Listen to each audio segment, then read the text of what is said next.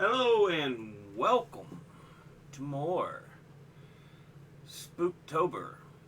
So yeah, this episode we are talking about Skinwalker Ranch. It is perhaps well known by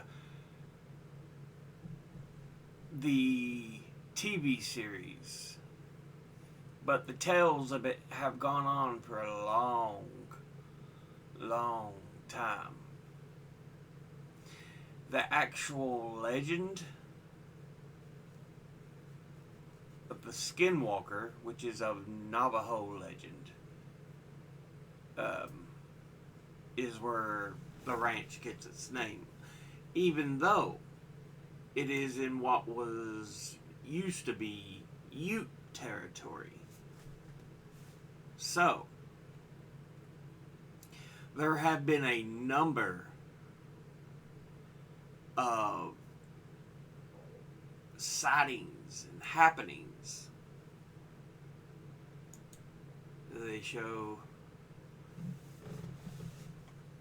give us a better glimpse here. I know it's the corner, yeah, see? The northeast corner of Utah. If you never realized exactly where it was. So, Utah, Nevada, California. Well, and now I'm just moving the map about. But yeah. Skinwalker Ranch. It is a location that, as I've said, for years has had a number of sightings from abnormally large animals, UFOs, portals, and so many weird happenings. But, yeah.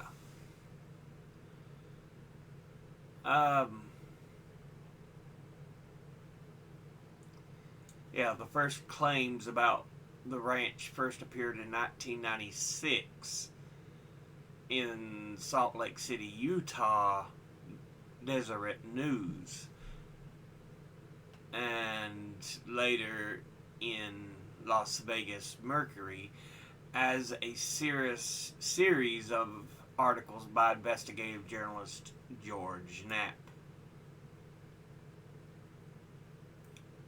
But yeah,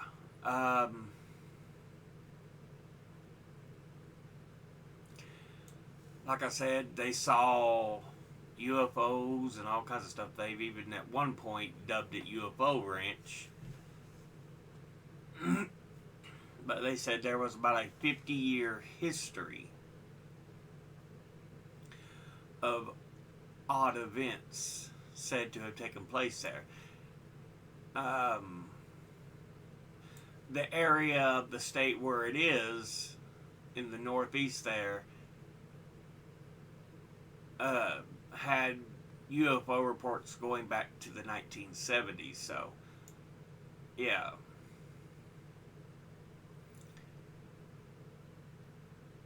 You also have weird happenings, the cattle mutilations. Like I said, there's so many things that happen here. A book about the ranch in 2005 was published by both George Knapp and Colm Kelleher. But yeah,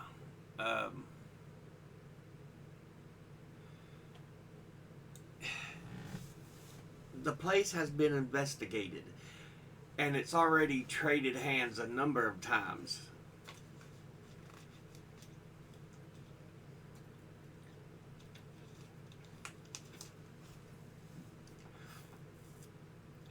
there has been interest in it by government officials and former government officials. So there is definitely something weird about the area. Like I said, now maybe the most well-known part connected to it is the TV show on History Channel, is it The Hunt for Skinwalker Ranch? I can't remember. Anyway. Yeah.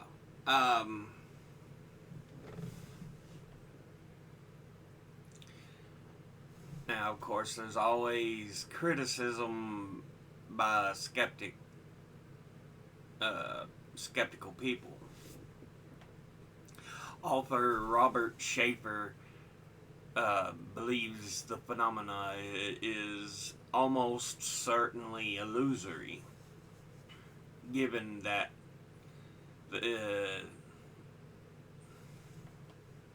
NIDS found no proof after several years of monitoring, but that the previous owners of the property, who had lived there for 60 years, say that, and that the previous owners of properties for over 60 years had lived there and said there was no supernatural events of any kind found had happened there.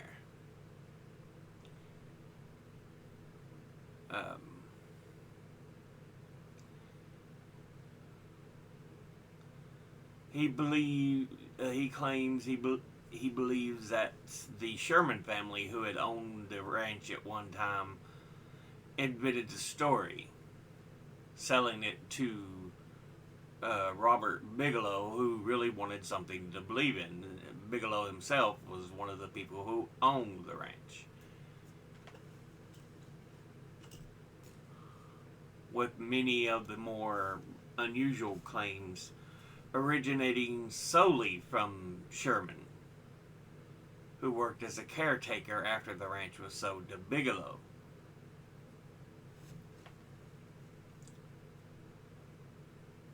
But yeah. Here's the ownerships. The Myers owned it for 60 years. They said nothing. They had seen nothing like what is often said. 2 years, Terry Sherman had it, and then served as caretaker for Robert Bigelow. And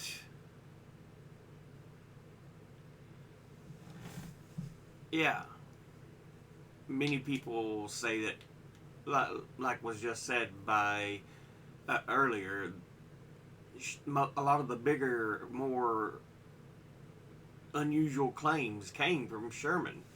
So we don't know if it is just someone trying to bring in tourism or make something of the ranch. But yeah,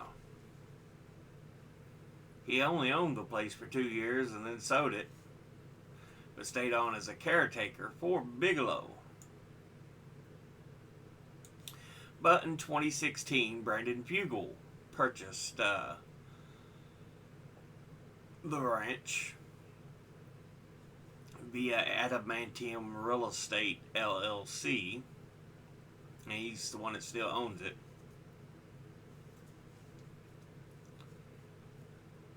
But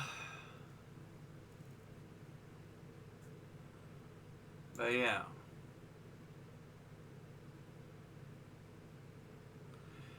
Now,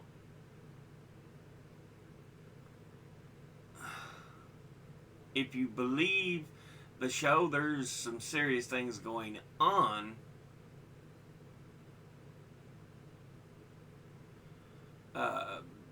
That are highly unusual.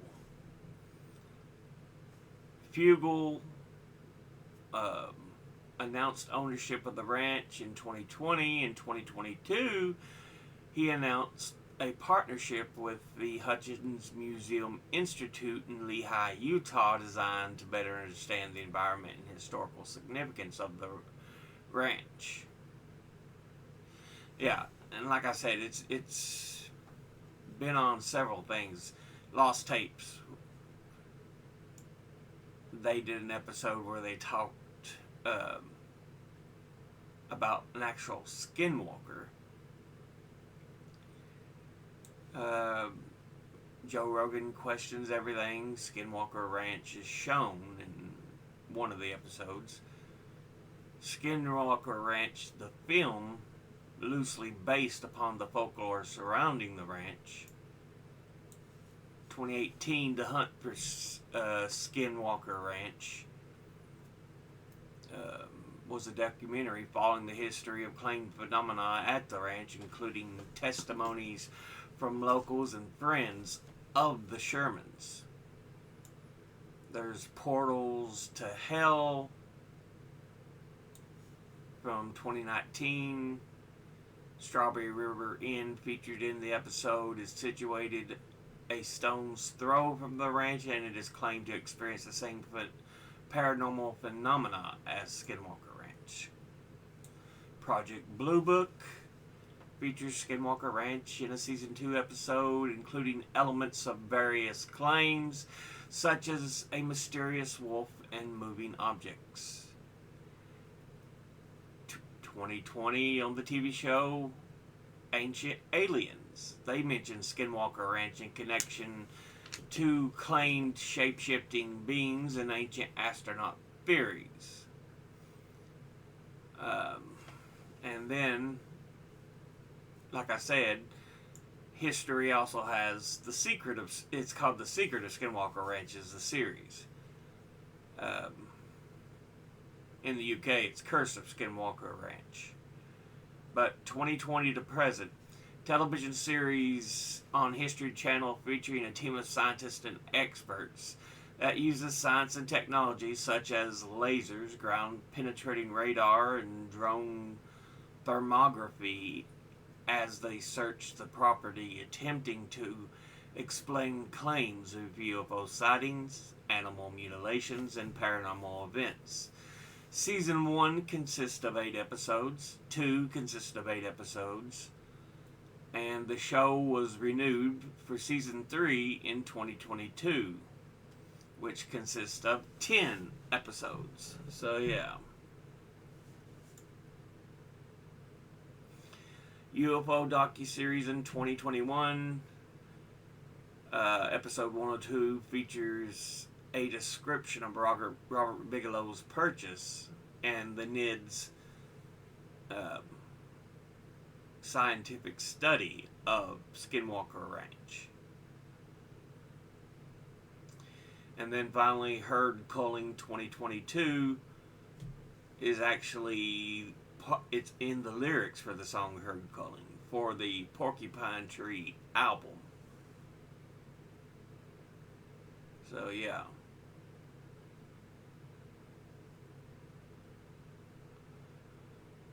But that's what Wikipedia has on it.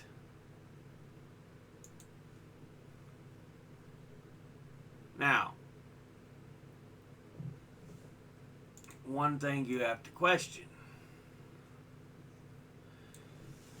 Is this a hoax? Are these lies? Because as we read on Wikipedia,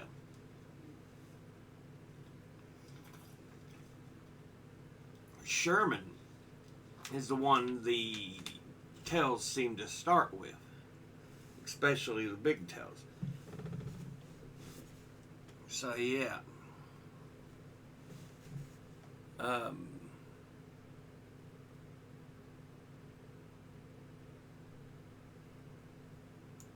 we don't know, but yeah, this is from IFL Science. I fucking love science. There is a place in Utah, America, which is a veritable cornucopia of the strange and unusual for those who believe in such things.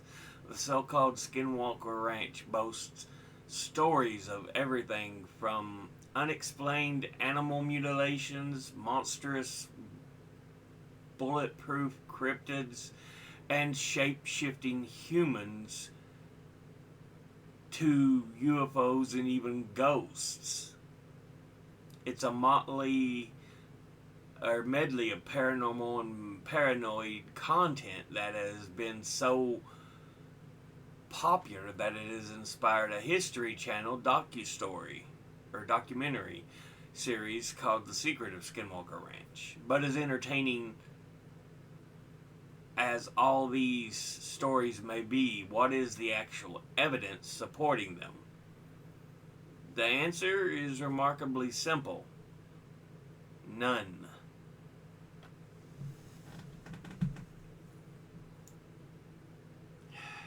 Yeah. So, even though it's gained this personality almost of being a place of paranormality, there's nothing, no real proof. There's weird happenings, supposedly weird sightings, but we don't know. We do not know.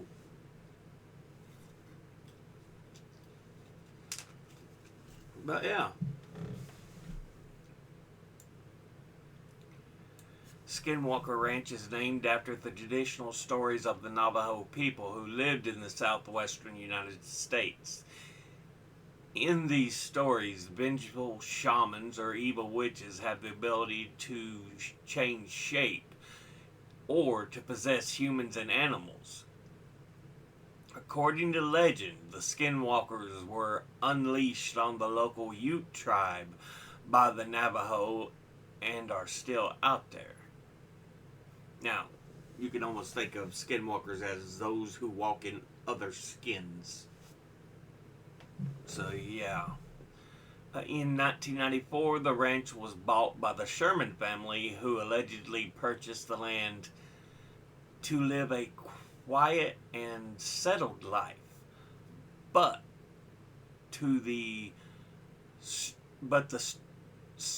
so the story goes, their general plans were disturbed by a series of terrifying otherworldly encounters with the paranormal. The family claims to have witnessed werewolf-like beings as well as strange lights in the sky, crop circle-like markings in their fields, disembodied voices floating in the air, and many cattle mutilations. These experiences were all too much for the family, who sold the property in 1996 after they purchased it in 94 and moved on. The Shermans said the preternatural property sold it to Robert Bigelow, a wealthy UFO enthusiast who in 1995 had founded the National Institute of Discovery Science, NIDS, to fund research into the spooky more generally. Skinwalker Ranch became Bigelow's personal playground, and NIDS claimed to have experienced many disturbing events and encounters like the Shermans throughout that time. They owned it. Importantly, despite all their apparent efforts, the team did not manage to provide any actual evidence for any of it. According to Colm Kelleher, the co-author of the 2005 book Hunt for the Skinwalker, who was a part of the NIDS effort. After several years of the Sherman family trauma and the focused NIDS investigation, we managed to obtain very little physical evidence of anomalous phenomena. At least no physical evidence that could be considered as conclusive proof of anything. So far, uh, so questionable. But credulity takes another turn soon after. In 2016, the ranch was sold to Brandon Fugel, a real estate investor who gave the History Channel's film crew access to the property for their investigations. The show is presented as attempting to bring a scientific approach to prove the existence of all the things that have apparently occurred on the or at the ranch. And while it may be very entertaining to watch and has caused much excitement on social media, the team have yet to provide anything to back up their supposed experiences. There are also claims the Pentagon was interested in Skinwalker Ranch for its unexplained phenomena. The Advanced Aerospace Threat Identification Program (ATIP) was set up in 2007 to investigate UFOs by then Senate Majority Leader Harry Reid. It received $22 million in funding over 5 years. Though ATIP stopped operating in 2012, the U.S. government's interest in UFOs did not and is being run by the Unidentified Aerial Phenomena Task Force. ATIP's interest in Skinwalker Ranch is often cited as proof in something weird going on, but as Robert Schaefer, a freelance writer and UFO skeptic, has pointed out, very little seems to have happened. For Schaefer, ATIP's documents amount to weird science that do not directly relate to investigating UFO reports. Ultimately, he concludes the phenomenon at Skinwalker is almost certainly illusory. Significantly, the family who owned the property before the Shermans lived there for over 60 years and denied ever experiencing anything akin to the strangeness that it has become known for ever since. It seems most of the original unusual phenomena only affected Terry Sherman, who subsequently worked on the ranch as a caretaker after Bigelow bought it. So yeah. So, like I was saying, while there are experiences or sightings, anything concrete has of yet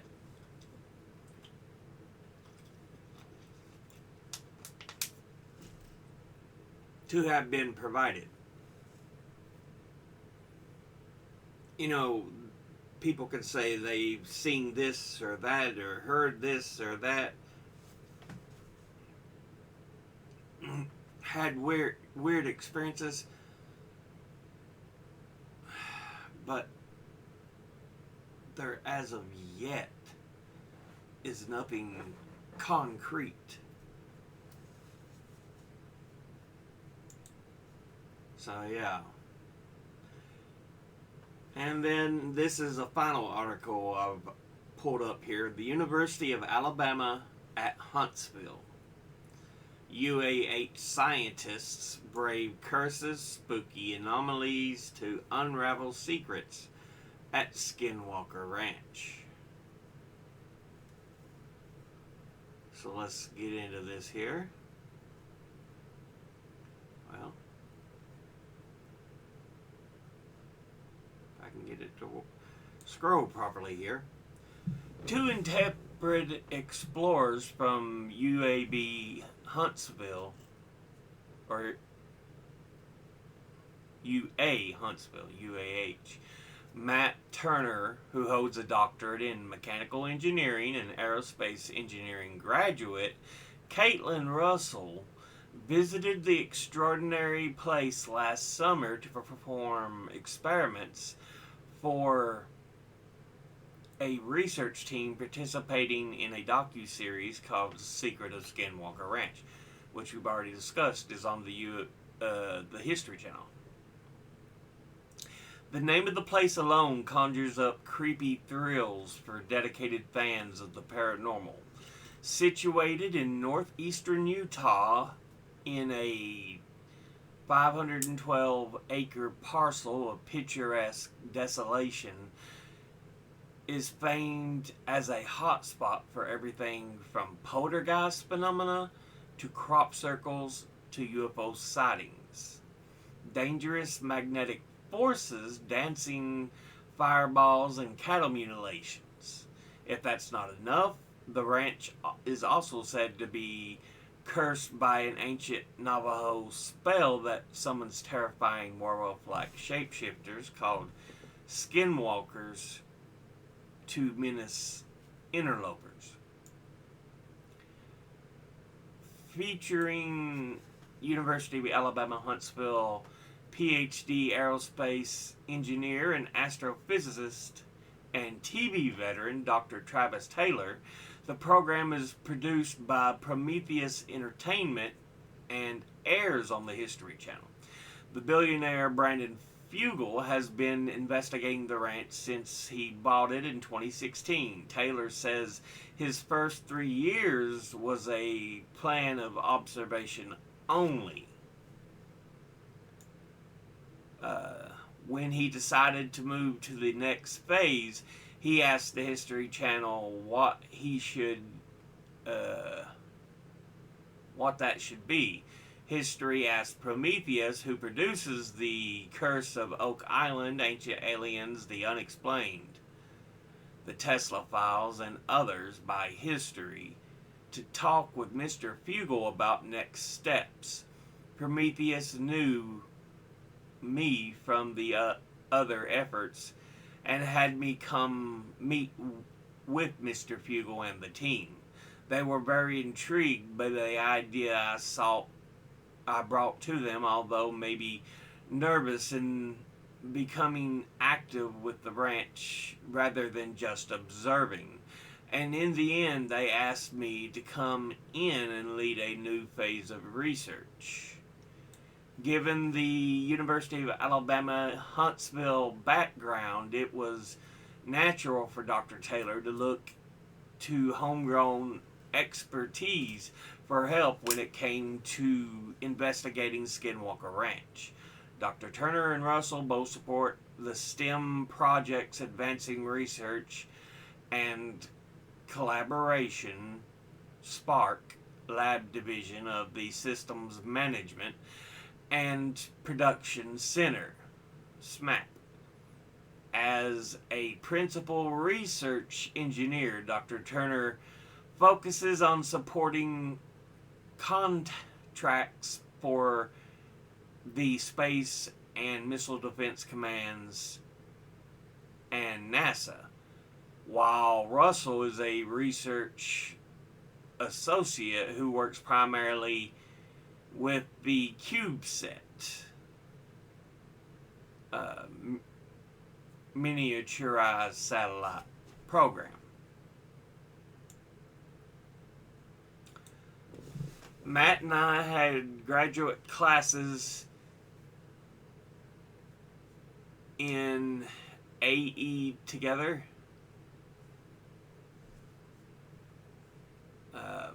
Taylor says, funny, he was also on my second PhD committee.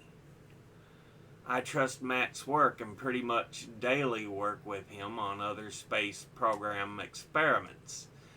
When a complementary set of measurements were required, it was again an easy choice for Dr. Taylor to tap the wealth of talent available in his alma mater. Caitlin is an employee of SMAP that works on my space efforts also. I have seen her work for a couple years now, and I'm impressed with her enthusiasm and academic rigor.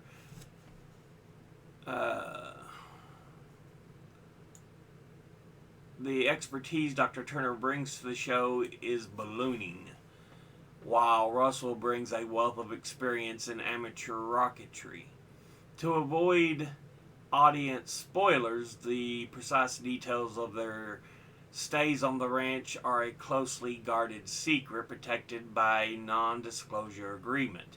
In general, they involve measuring the bizarre electromagnetic anomalies that plague the property. I've known Travis for 20 years, Turner said.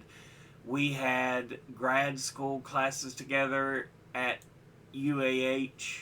We wanted to do some testing out there that he couldn't do by himself, and that's how it evolved. I've never launched a rocket. They don't trust me with propellants, he says.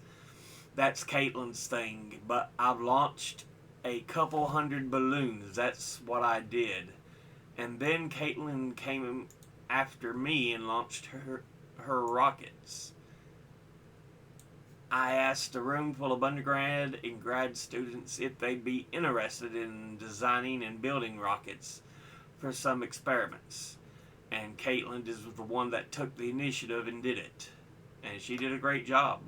While I was a student at UAH, I got into rocketry. Not just the smaller kit rockets, but the ones you take out for certification. We did small model rocket type things, but they were heavily modified. I didn't provide the instrument part, I just provided the ride.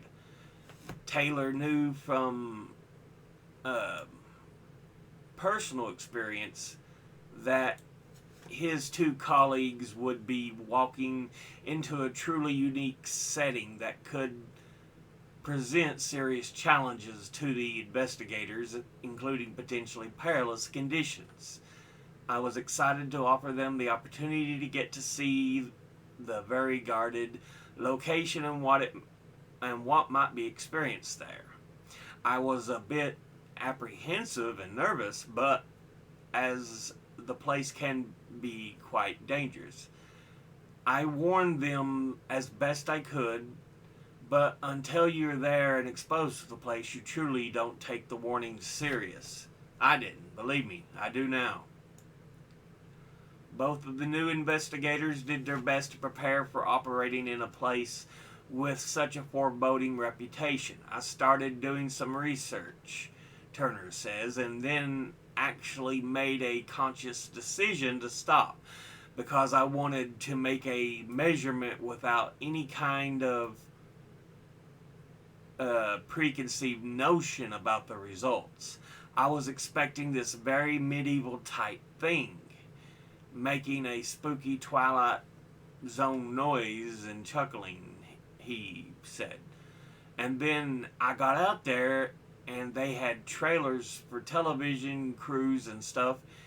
It was very business. I mean, it was a ranch, so there was dirt and animals, but it was not as mystical as I anticipated.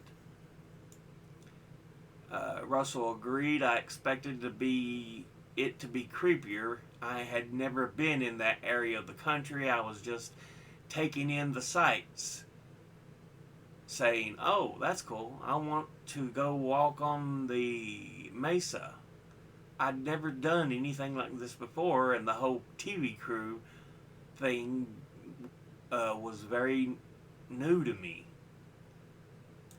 For the TV novices, filming proved challenging with a tightly packed schedule of activities, though like the underwater portion of an iceberg, most of the footage will never be seen. My first day alone, we were outside doing stuff for a good 10 hours, Turner says. It was probably like 2.5 total days of filming. They got hours and hours of footage, but I'm sure they didn't use and there were multiple cameras working the whole time. It was all unique and kind of surreal. Both investigators had to adapt on the fly, and when adjustments were needed in a hurry, uh, the stuff I did dovetails into stuff Caitlin did. What Caitlin did is much more complex. She needed more time to prepare, and there was more hardware as well. Not being able to show certain things until I was out there was kind of stressful. Russell says there was a lot of on the field modifications before they got launched, discussing what it was like to be on camera while trying to do the science. I'm still stressed. While it is going, what is it going to look like? What are they going to put in there? Turner had his qualms about being under the constant watchful eye of the TV lens. Absolutely, it is very intimidating and nerve-wracking. There are several times where they would say, let's do this or measure that, and let's change this or do this. And you're like, okay, I've got to change everything about this payload now.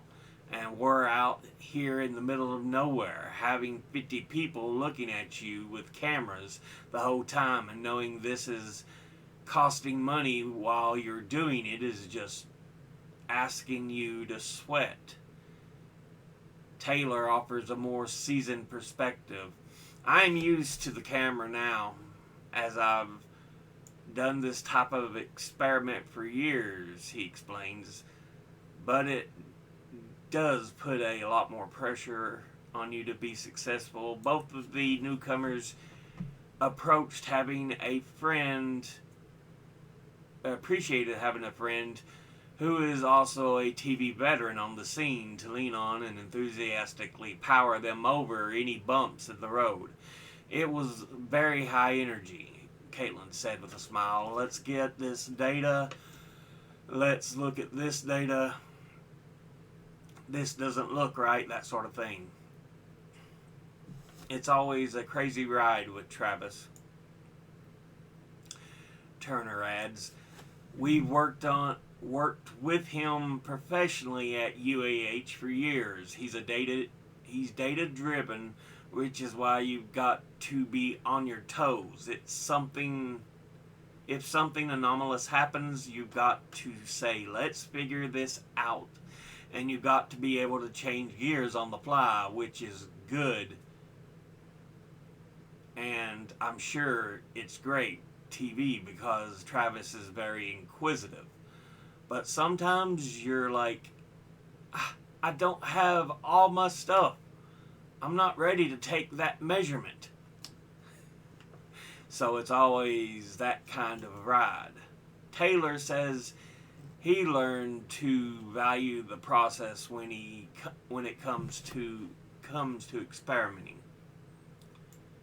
I like having the cameras around from a scientific standpoint, and it helps me document every little thing we do, he explains. Even when all the cameras, every now and then, we do something that gets missed and I can't figure out how to reproduce it. One of the most exciting aspects of the docu-series is depicting how the cast deals with challenging setbacks, adding drama and fun for the viewer. But from an engineer's perspective, I like things to be just boring and predictable and for everything to work out, Turner says. That's not always the case, especially when you're in the field. I've had several things that went wrong, and I'm curious how they are going to show that. Ultimately, we made some good measurements. Asked if he sensed anything otherworldly at work. I had something occur with a sensor that has never happened before or since. So that was strange and has yet to be explained. I'm an engineer. If I can't measure it, if I can't see it, then prove it to me. But something happened out there that's never happened before. Russell hints her visit produced chilling surprises as well. We had like two things happen. One of them happened multiple times. But yeah, there were some weird stuff and I can't explain it. Taylor has seen enough of these mishaps and oddities to convince him something truly uncanny, whether curses or cosmic forces, is afoot on the property. In some cases, it was because the ranch affected the camera equipment and caused them to fail. I know that's hard to believe, but it happens all the time out there for no reason, and for no reason we've been able to find yet. Just ask Matt where the balloon went once it reached a mile high. As far as we can tell, it just disappeared. I wasn't creeped out, Turner says. Something happened that bothered me. That's one of the reasons Caitlin was out there. She can make more thorough measurements than I can because of all the mishaps and the anomaly that occurred. I'm insanely curious how they're going to put it all together. I'm describing her brush with the eeriness of In describing her brush with the eeriness of Skinwalker Ranch, Russell offers another take. Ours wasn't reading based. It was like stuff you visually saw that I couldn't explain. I don't know if one of them was captured on film. It happened really quickly. Did they ever fear for their safety? Not any more than being in southern Tennessee or northern Alabama out in the woods, Turner says. We had a mishap with a balloon where we were separated from it and had to try to cross streams. But I never really thought I was in danger. Russell finds that kind of thing exciting. But my sense of danger isn't like, it's not really regular. I go skydiving, I like scuba diving, caving, I like exploring. She fires off rockets a lot and she's got a high bar, Turner says. Would either of them ever do it again? I'd love to go back, Turner says. It was a beautiful area. It was fun. It was hectic. I don't know if I could do as much as Travis. They work insane hours, but I really like being outdoors. Russell agrees. It would be neat to go back and see more, but when it comes to future TV stardom, she has certain stipulations. I prefer shows like that where it's a mostly science based. I'm no actor, so yeah. But that's that article.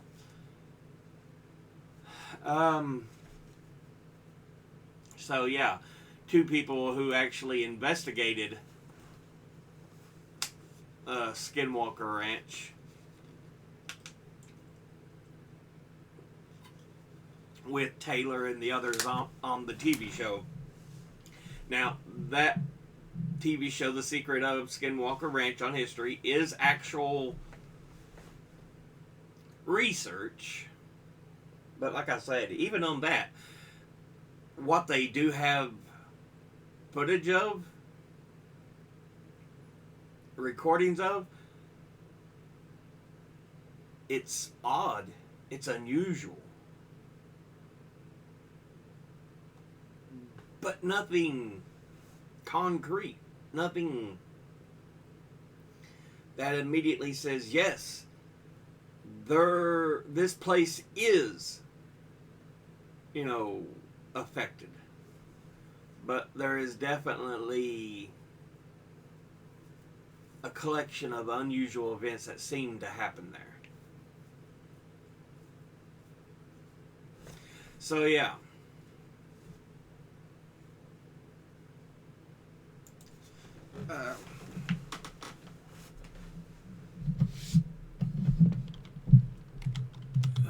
Thoughts on Skinwalker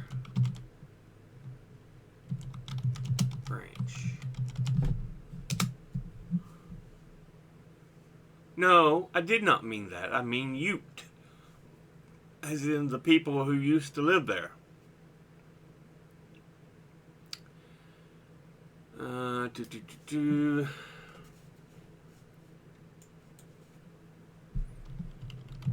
Navajo.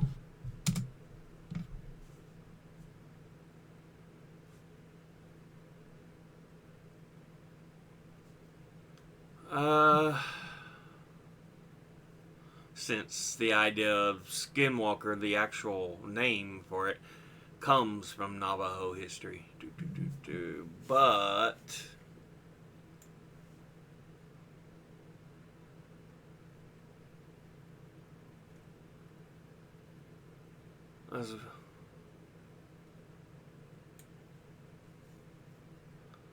okay, this is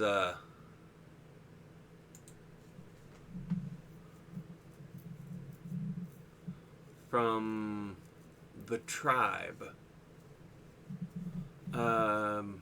Skinwalker Ranch is not unheard of to those who have developed an interest in the creepy or paranormal. The ranch itself is home to many horrifying anomalies that will petrify any innocent bystander.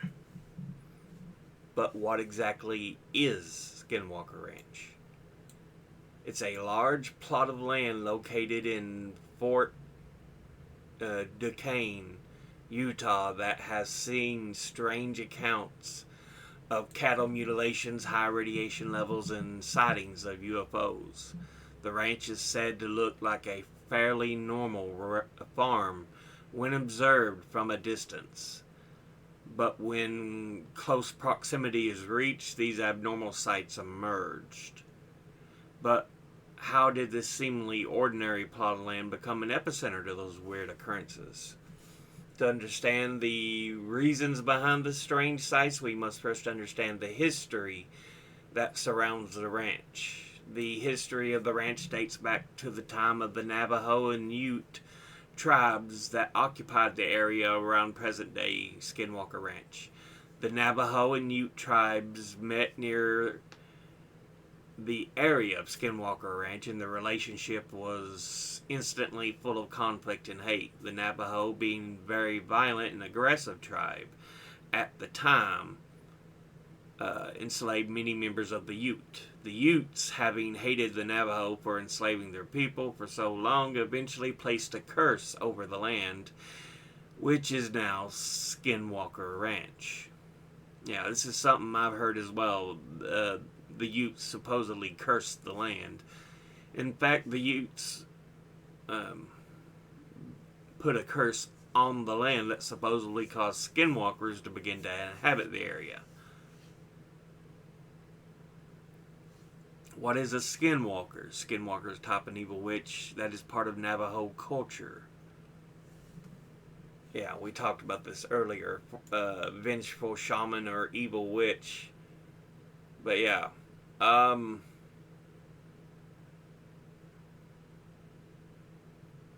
Yeah. But yeah, high levels of radiation have also been proven to exist on the ranch. Some areas are known to have sudden waves of radiation that can leave burns on skin. Some suspect this high radiation could be the cause of mutated animals. The Shermans, the previous owners who purchased Skinwalker Ranch in '94, encountered a wolf-like creature that grabbed onto one of the cattle. The owners shot the wolf with a .357 Magnum at very close range. After 2 shots, the wolf let go of the cattle and stared at the people. They fired a few more shots and the wolf just turned and walked away, seemingly unharmed and unwounded. Yeah. It's an interesting location. Now, there are other ranches across the southwest U.S. which have had several similar incidents. But Skinwalker Ranch is probably the best well known. Like I said, other ranches, they've had cases of mutilated livestock. They've had UFO sightings.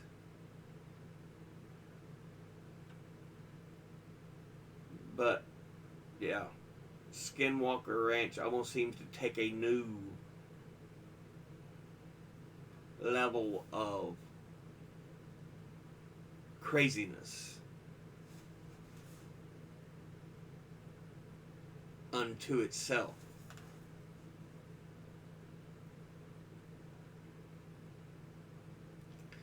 So, I don't know.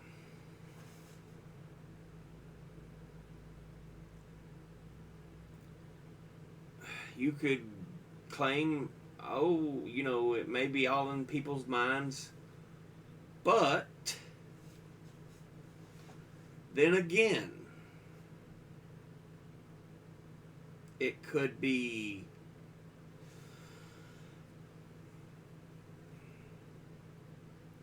something that's been brought to the surface, and there actually be something